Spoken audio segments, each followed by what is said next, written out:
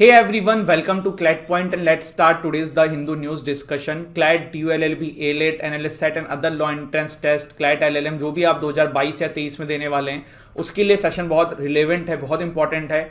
ये सेशन जो है सिर्फ लॉ एंट्रेंस टेस्ट को मद्देनजर रखते हुए कवर किया जाता है। आगे बढ़े उससे पहले ये संडे हम आप लोगों के लिए फ्री मॉक टेस्ट लेके आ रहे हैं for CLAT UG CLAT PG. 9 बजे सुबह से ये मॉक टेस्ट आप लोगों के लिए अवेलेबल हो जाएगा। रजिस्टर करने के लिए आप हमारी ऐप डाउनलोड कर लीजिए। आप डायरेक्टली वेबसाइट से भी इस मॉक को दे सकते हैं। सैटरडे में ये लिंक ओपन कर दी जाएगी। इसके अलावा जो DULLB एंड NLS सेट वाले स्टूडेंट्स हैं उनके लिए मॉक फ्री में जो आएगा वो नेक्स्ट वीक आएगा। तो आप लोग भी संडे में नेक्स्ट वीक जो आएगा संडे उसमें इनरोल करके उस मॉक का आनंद उठा सकते हैं। चलिए फिर शुरुआत करते हैं आज के सेशन की। आज जो एडिटोरियल्स हमें डिस्कस करने हैं, यहाँ पे देखिए कोविड-19 से रिलेटेड आया हुआ है कि केसेस बढ़ रहे हैं, वैक्सीन ऐसे एक्सेट्रा हमने सब देख ही रखा है। यहाँ पे this article we will discuss firecrackers industry से रिलेटेड है, इंडिया अमेरिका के रिलेशन से रिलेटेड है, डिस्कस करेंगे। और कोई खास एडिटोरियल एज सच यहाँ पे है नहीं। यहाँ पे देखिए कि इमेज आई है कि कौन गूगल में सबसे ज़्यादा सर्च रहा है, तो मैंने आप लोगों के लिए PDF में लगा दिया है। आप लोग देख लेना, एग्जामिनेशन पर्सपेक्टिव से इंपॉर्टेंट नहीं है, पता होना चाहिए इस दुनिया में क्या है। बहुत सारे लोग कहेंगे सर PDF कहाँ से डाउनलोड करें, तो हमारा टेलीग्राम चैनल है क्लैट पॉइंट, आप लिंक डिस्क्रिप्शन में है, उसमें ज्वाइन करके आप PDF इसकी डाउनलोड कर सकते हैं। और आगे बढ़े उससे पहले देखिए फ्रंट पेज पे एक न्यूज़ आई है जो डिस्कस करनी बनती है पहले। China constructing bridge on Pangong lake in Ladakh. तो चाइना जो है ना वो आपका पेंगोंग लेक के अंदर, यहाँ पे देखिए ये जो आपका पोर्शन है, ये पेंगोंग लेक वाला पोर्शन है, इसका कुछ पार्ट भारत के अंदर है, कुछ पार्ट चाइना के अंदर है, ज़्यादा पार्ट चाइना के अंदर है।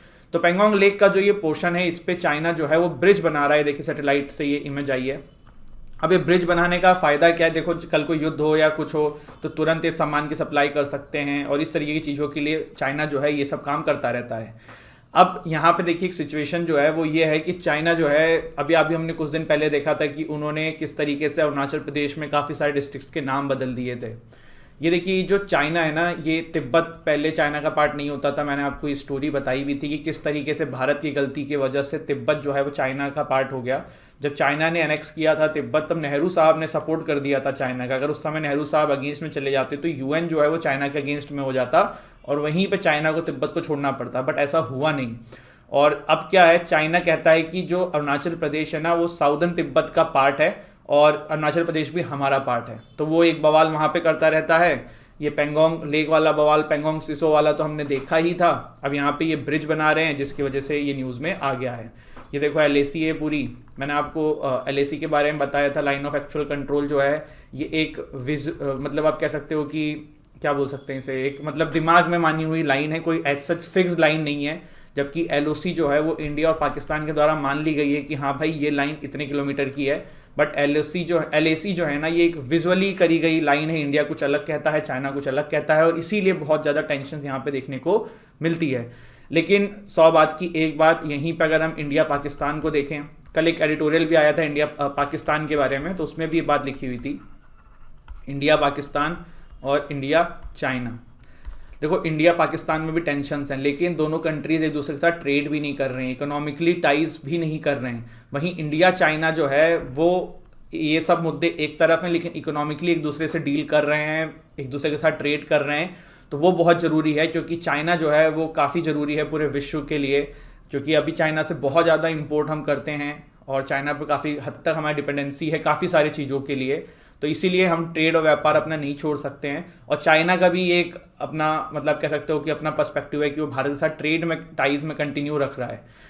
तो वहीं पे लेकिन इंडिया पाकिस्तान में ये कल एक एडिटोरियल आया था, इसलिए मैं इसको यहीं पर डिस्कस कर रहा हूँ। पाकिस्तान की ये गलती है, क्योंकि देखिए पाकिस्तान के साथ ट्रेड करके आपका कोई फायदा नहीं हो रहा है, पाकिस्तान का ज़्यादा फायदा होता है। जब जम्मू कश्मीर वाला मामला हुआ था, आर्टिकल 370 वाला मामला हुआ था, तो उस समय पाकिस्तान ने कहा था कि जब तक कि जम्मू कश्मीर का ये जो स्टेटस है ये चेंज नहीं करेंगे तब तक हम भारत के साथ कोई व्यापार नहीं करेंगे।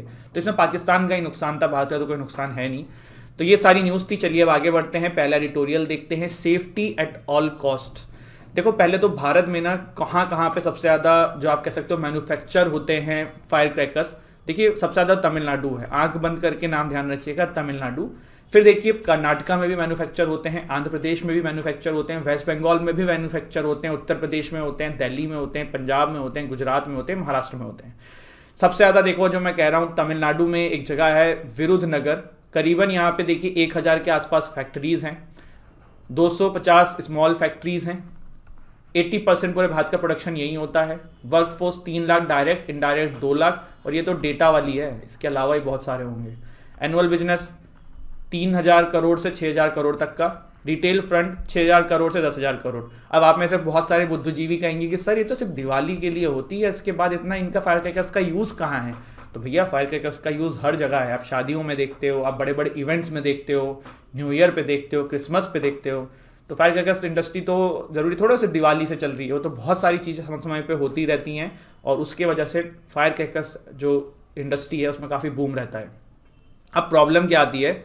तो प्रॉब्लम ये आती है कि पिछले कुछ समय से आप हर दूसरे तीसरे महीने ये चीज़ खबर सुनोगे, तमिलनाडु के बारे में सबसे ज़्यादा आती है। और ये जो विरुद्धनगर है ना आपका, देखिए इसी के बारे में अभी भी यहाँ पे एक न्यूज़ है। रिसेंटली ना 4 वर्कर्स की इंजरी हो गई है यहाँ पे विरुद्धनगर के अंदर, फायर क्रैकर्स मैन्युफैक्चरिंग के अंदर। अब ये सिर्फ अभी की बात नहीं है, अगर आप न्यूज़ पलट के देखोगे ना तो आपको दिखेगा हर 1.5-2 महीने के अंदर ये न्यूज़ आती रहती है कि भैया फायर क्रैकर्स इंडस्ट्री में ये प्रॉब्लम हुई, किसी को आग लग गई, किसी को क्या हो गया, किसी को चोट लग गई, और ये मोस्टली तमिलनाडु वाले पोर्शन में ही होती है। तो क्या कारण है जिसकी वजह से ये चीज़ें होती हैं?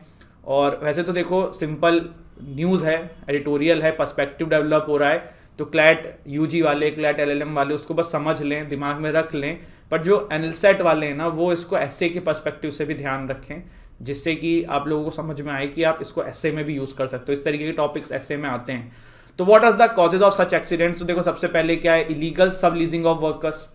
जो वर्कर्स है ना उनको सब लीज कर लिया जाता है इलीगली। जैसे मान लो 100 की कैपेसिटी है और आप 200 रख रहे हो, यहाँ पे ये भी कहा जा रहा है there is violation of limit on workers. ठीक है, पता पड़े उसमें भैया जो पोर्शन है उसमें सिर्फ 100 लोग हट सकते हैं, आप 200, 250, 300 लोगों से काम करा रहे हो, ज़्यादा काम कराने के चक्कर में, तो आप वैसे रिस्क कर रहे हो, कंजस्टेड कर रहे हो, क्राउड कर रहे हो, तो प्रॉब्लम्स होने के पूरे चांसेस है ना। इसके बाद piece rate system in payments, ये एक बहुत बड़ी प्रॉब्लम है तमिलनाडु के विरुद्धनगर वाले एरिया में। इसमें ऐसा नहीं होता कि आपकी फिक्स सैलरी है, आप जितने फायर क्रैकर्स क्रिएट करोगे आपको उस हिसाब से सैलरी मिलेगी। तो लोग इस हडल में लग जाते हैं कि मैं ज़्यादा करूंगा, मैं ज़्यादा करूंगा, मैं ज़्यादा करूंगा, और जिसकी वजह से प्रॉब्लम देखने को मिलती है। Lack of train workers, train workers नहीं होते हैं, किसी को भी रेफरेंस से काम दे देते हैं, बस काम कराने से मतलब है। इसके अलावा अब सिर्फ लाइसेंस यूनिट नहीं है, वहाँ पे इलीगल काम भी बहुत चालू हो चुके हैं, और इलीगल काम में ना कोई प्रोटेक्शन देखना है, ना कोई गाइडलाइंस फॉलो करनी है, अपने तरीके से चलाना है, तो ये प्रॉब्लम होगी।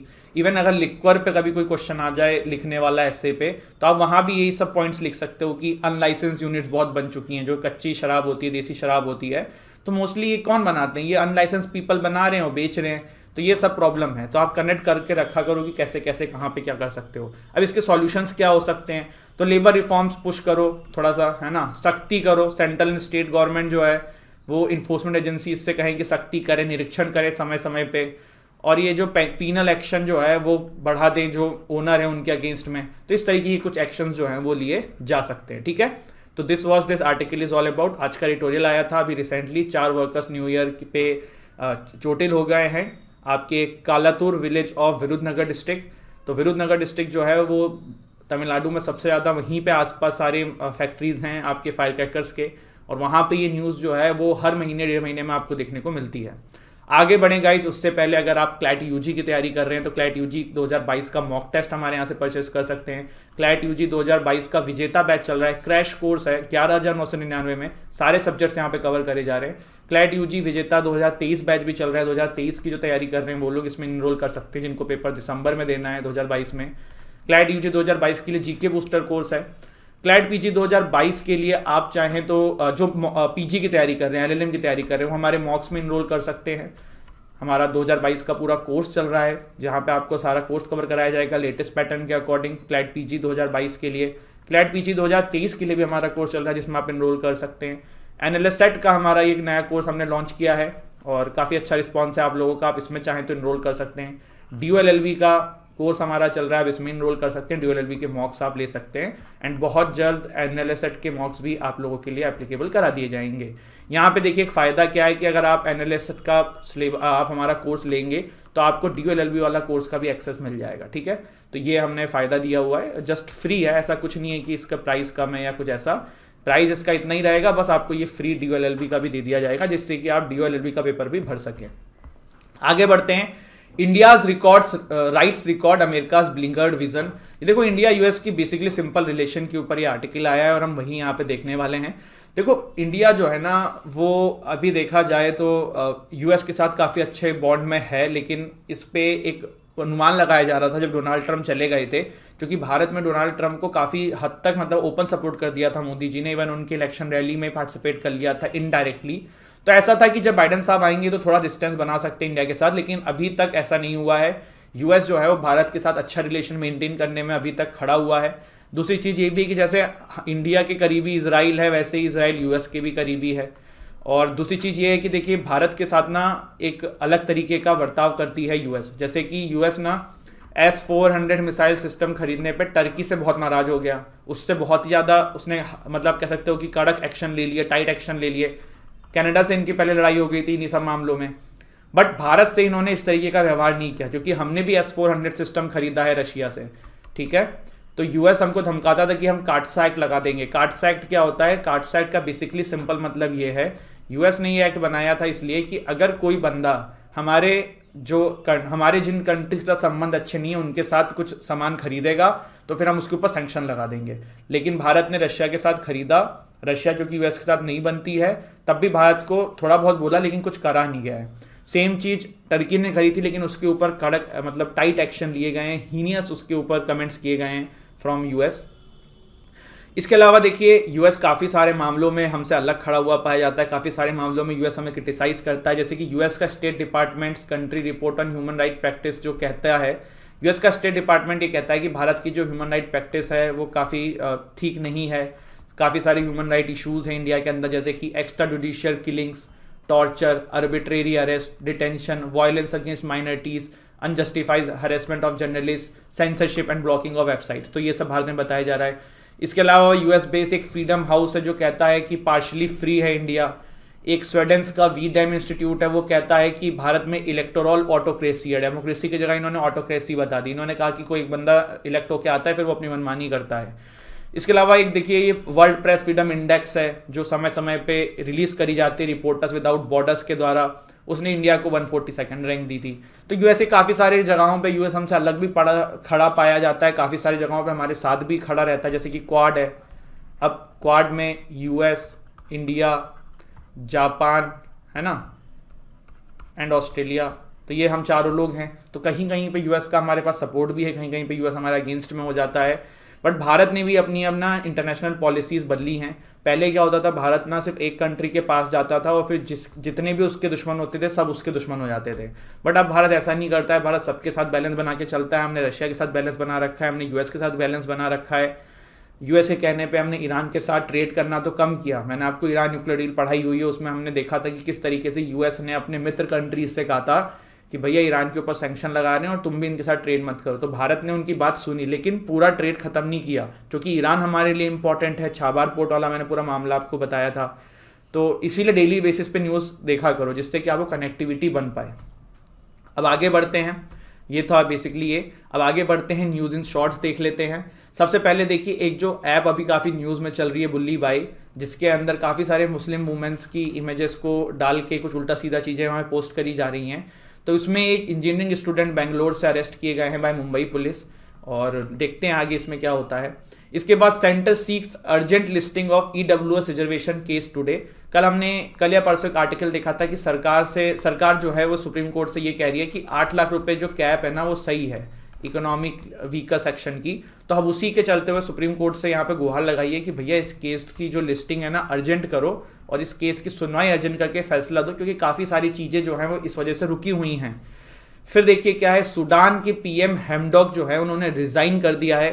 सूडान आपकी एक कंट्री है जिसकी कैपिटल है खारतून, और सूडानीज पाउंड इसकी यहाँ पे करेंसी होती है, अफ्रीका कॉन्टिनेंट में ये है। सूडान में देखो काफ़ी समय से ना मिलिट्री कूप करने की कोशिश कर रही है, और कूप करने की कोशिश कर रही थी। फिर लास्ट 2 मंथ में मिलिट्री ने पूरे हद तक सब कुछ अपने अंडर में ले लिया था।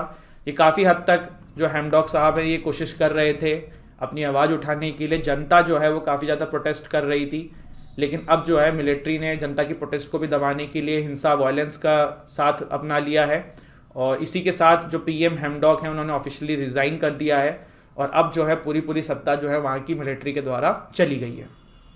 आप ये सोचते होगे ना कि सर कितने ज़्यादा मिलिट्री कूप होते हैं, अभी म्यांमार में हुआ था, अभी सूडान में देखने को मिला है। बोलिविया में एक समय में हुआ था। तो ऐसे बहुत सारे समय समय पे चीज़ें देखने को मिलती रहती है, ठीक है। इसके अलावा जो सेंट्रल अफ्रीकन रिपब्लिक है, ये सूडान आप देख सकते हो, चैड, इरिट्रिया, डिजिबूटी, ये सब इसके अड़ोसी पड़ोसी हैं, बट आपको ये ध्यान रखने की जरूरत नहीं है। बस एक थोड़ा सा मैप आपके दिमाग में होना चाहिए कि यार सूडान की बात हो रही है तो सूडान कहाँ है, दैट्स इट। इसके बाद क्या है, India Israel in talks for free trade agreement. तो फ्री ट्रेड एग्रीमेंट क्या होता है? देखो, फ्री ट्रेड एग्रीमेंट का बेसिकली मतलब ये है ना, मैं बहुत सिंपल तरीके से आपको समझाने चाहता हूँ इस चीज़ को। जैसे कि एक घर है ए और एक घर है बी, ठीक है। ए ने बी से सामान खरीदा ना, तो ए बी से सामान जब बेच रहा है तो ए को बी को ना एक टैक्स भी पे करना पड़ रहा है, ठीक है। और बी भी ए को जब सामान बेच रहा है तो उसको भी कुछ टैक्स पे करना पड़ रहा है और बहुत सारी ड्यूटीज एक्सेट्रा एक्सेट्रा पे करना पड़ रहा है। अब ए के अंडर में उसकी शॉप है, बी के अंडर में उसकी शॉप है। तो ए क्या कह रहा है बी से? ए बी से कह रहा है कि भैया मैं ये टैक्स और ड्यूटी लेना बंद कर दूंगा, तू मुझे आराम से बेच। और बी भी उससे यही कह रहा है कि मैं टैक्स और ड्यूटी लेना बंद कर दूंगा, तू आराम से बेच। तो this is what free trade agreement. इसमें जो इंपोर्ट एंड एक्सपोर्ट की जो कंडीशंस है ना, उसको बहुत कम कर दिया जाता है दो कंट्रीज के बीच में। भारत ने काफी सारे कंट्रीज के साथ फ्री ट्रेड एग्रीमेंट कर रखा है और अब इजराइल के साथ भी बातचीत चल रही है ये करने के लिए, जिससे कि क्या होगा, जब इंपोर्ट ड्यूटी नहीं होगी, एक्सपोर्ट ड्यूटी नहीं होगी, सब कम हो जाएगा, बहुत लिमिटेड अमाउंट में हो जाएगा, तो आपका ट्रेड और व्यापार उस कंट्री के साथ ऑटोमेटिकली बढ़ना है। तो दिस इज इट। इसके बाद क्या है, आरबीआई अप्रूव्स स्मॉल ऑफलाइन ई पेमेंट्स। ये क्या है? आरबीआई ने देखिए स्मॉल ऑफलाइन ई पेमेंट्स जो है उसको अप्रूव कर दिया है। इसकी मैक्सिमम कैप जो है वो 200 रुपये तक है। इंटरनेट के बिना आप ये पेमेंट कर सकते हो, ठीक है, पर ये ध्यान रखिएगा मैक्सिमम कैप कितनी रखी है इसमें, 200 रुपये रखी है। There is a limit of 200 per transaction and overall limit जो है 2000 रुपये, ठीक है। ये यहाँ पे इन्होंने इस पर किया है। और बेसिकली ये क्यों किया है, देखो गाँव में इंटरनेट नहीं होता है लोगों के पास और उनको इस तरीके की पेमेंट करनी होती है, तो ये तरीका डिजिटल पेमेंट का ही है, लेकिन विदाउट इंटरनेट ही पेमेंट आराम से हो जाएगी। तो आज हमने ये सब डिस्कस किया है। एक बार जल्दी से रिवाइज करते हुए चलते हैं पीछे से। सबसे पहले हमने देखा आरबीआई अप्रूव्स स्मॉल ऑफलाइन ई पेमेंट्स, फिर India Israel in talks for free trade agreement. एक क्वेश्चन है मेरा, तुरंत कमेंट सेक्शन में जवाब चाहिए मुझे। कल मैंने एक इजरायली फर्म के बारे में आपको बताया था जिसने पेगासस बनवाया था, कमेंट सेक्शन में नाम बताओ उसका। सूडान पीएम हैमडॉक ने रिजाइन कर दिया है। Centre seeks urgent listing for EWS reservation case today. Bulli Bai app में एक बंदे को पकड़ा गया है। फिर हमने इंडिया यूएस के रिलेशन के बारे में थोड़ा सा आर्टिकल डिस्कस किया एंड देन हमने डिस्कस किया जो अभी फायर क्रैकर्स इंडस्ट्री में समस्या होती है, क्यों होती है, क्या इसके सुझाव हो सकते हैं, क्यों इसको ज़रूरी है इसको चेंज करना। देन हमने ये जो चाइना जो है वो पेंगोंग लेक पे एक ब्रिज बना रहा है उसके बारे में देखा। आगे बढ़ूँ मैं उससे पहले आपको बताना चाहता हूँ कि देखिए ये जो सेशन है ना, आप लोगों के लिए बहुत अच्छे तरीके से हम कंसाइज करके बनाते हैं। अभी इलेक्शंस आने वाले हैं 4 स्टेट के अंदर ना, तो बहुत सारी चीज़ें जो है ना वो इलेक्शन से रिलेटेड आती है अखबारों में। और मैं आपको यही कहूँगा अपना टाइम वेस्ट मत किया करो। जो पीडीएफ मैं आपको टेलीग्राम पे देता हूँ ना, आप इस पीडीएफ को सीधे पढ़ लिया करो इंस्टेड ऑफ न्यूज़पेपर को पूरा टाइम 0 से एंड तक ढूंढने में, क्योंकि इंपॉर्टेंट आर्टिकल्स तो मैंने ढूंढ ही दिए हैं। कभी कभी क्या होता होगा 1-2 आर्टिकल छूट भी जाते होंगे, तो आपको परेशान नहीं होना है।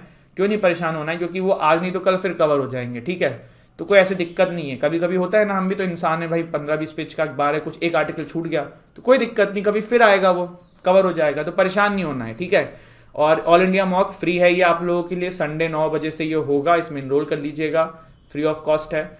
एंड आप लोग चाहें तो हमारा जो कोर्सेज हैं विभिन्न एग्जाम के, चाहे वो क्लैट यूजी हो, क्लैट पीजी हो, एनएलएसएट हो, डीयूएलएलबी हो, इनमें इनरोल कर सकते हैं। डिस्क्रिप्शन में जाइए, ऐप डाउनलोड करिए, स्टोर सेक्शन में जाइए और कोर्स को परचेस करिए, या फिर आप सीधे हमारी वेबसाइट भी विजिट कर सकते हैं। Thank you so much guys, जय हिंद, जय भारत।